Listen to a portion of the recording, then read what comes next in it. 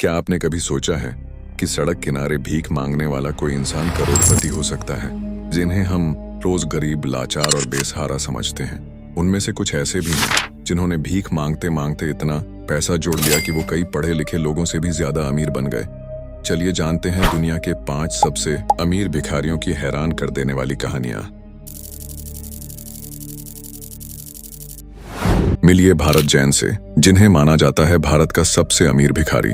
मुंबई की भीड़भाड़ वाली सड़कों और स्टेशन के बाहर बैठने वाले भारत जैन हर दिन 2000 से 2500 तक कमा लेते हैं, सिर्फ भीख मांगकर। अब चौंकाने वाली बात यह है कि उनके पास है 2 1 BHK फ्लैट, जिनकी कीमत लगभग 1.5 करोड़ है। इतना ही नहीं, उनके पास एक दुकान भी है जिसे वो किराए पर चलाते हैं, जिससे उन्हें हर महीने हजारों की कमाई होती है। भारत जैन पढ़े लिखे नहीं हैं, लेकिन उन्होंने अपने बच्चों को अच्छे स्कूल में दाखिला दिलाया है और उनका परिवार पूरी तरह सुरक्षित और व्यवस्थित जीवन जी रहा है।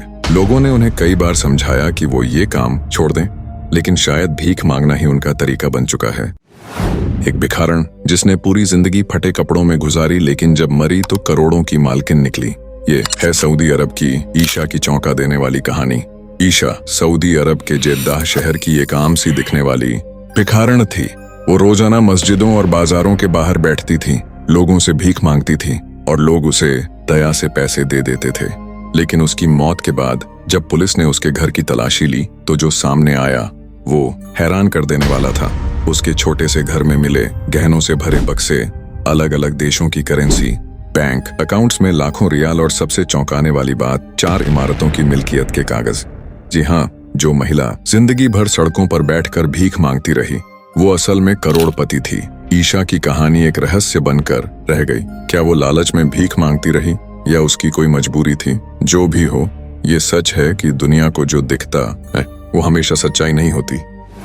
न्यूयॉर्क की सड़कों पर एक 97 साल का बुजुर्ग कांपते हाथों से लोगों से कुछ पैसे मांगता है। लोग गुजरते हैं, कुछ देखते हैं, कुछ नजरअंदाज कर देते हैं, लेकिन कोई नहीं जानता कि ये आदमी एक जमाने में स्टेज पर खड़ा होकर पूरी दुनिया को हंसाता था। इस शख्स का नाम था अरविंद कोरी, एक मशहूर अमेरिकी कॉमेडियन जिसे द वर्ल्ड्स फॉरमोस्ट अथॉरिटी कहा जाता था। अरविंद ने हॉलीवुड में, थिएटर में, टीवी शो में दशकों तक काम किया। तालियां उनकी आदत बन चुकी थी, लेकिन जब 90 की उम्र पार की तो वो एक नई स्टेज पर आ गए। न्यूयॉर्क की ठंडी सड़कों पर लोग सोचते थे कि वो गरीब हैं, बेसहारा हैं, पर असलियत अरविंद कोरी करोड़ों की संपत्ति के मालिक थे।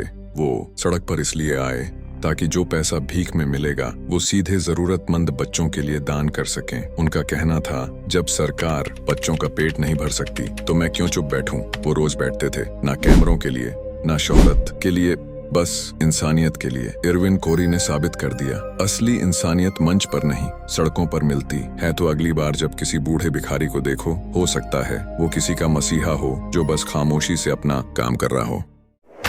काहिरा की धूल भरी सड़कों के किनारे बैठा एक बुजुर्ग, फटे पुराने कपड़े, झुकी हुई कमर और हाथ में कांपता कटोरा।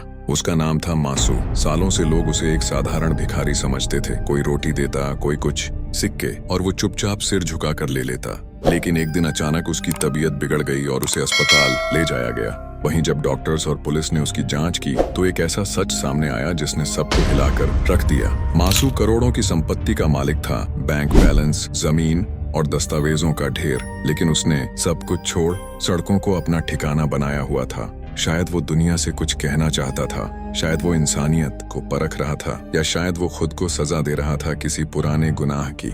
उसकी चुप्पी एक गूंज बनकर रह गई जो आज भी सवाल छोड़ती है, क्या असली गरीबी पैसों की होती है या सोच की? क्या हर भिखारी वाकई भूखा होता है या हर अमीर हमेशा खुश? साइमन राइट, उम्र सिर्फ 37 साल। वो रोज सड़कों पर बैठकर भीख मांगता और दिन के अंत में पाउंड 200 से 300 पूर तक कमा लेता। उसकी सालाना कमाई थी करीब 50,000 पाउंड, यानी एक अच्छे खासे प्रोफेशनल से भी ज्यादा। अगर आपको इस कमाई को रुपये में जानना है तो आप गूगल कर सकते हो, लेकिन वह वाकई में भूखा नहीं था। वह तो रात को अपने 3 लाख पाउंड के फ्लैट में लौट जाता था। गर्म बिस्तर, आरामदायक कमरा और शायद एक मुस्कान कि आज फिर लोगों की भावनाएं जीत लीं। जब पुलिस ने जांच की, CCTV फुटेज खंगाले, तब जाकर सच्चाई बाहर आई। कोर्ट ने उसे भीख मांगने से रोक दिया, लेकिन जो चोट उसने समाज के भरोसे को दी वो शायद कभी ठीक ना हो। इस कहानी में दर्द भी है, धोखा भी, और एक सवाल भी, क्या हम आंखों से देखी हर गरीबी को सच मानते हैं या फिर कभी कभी इंसान का सबसे बड़ा हथियार दया बन जाती है।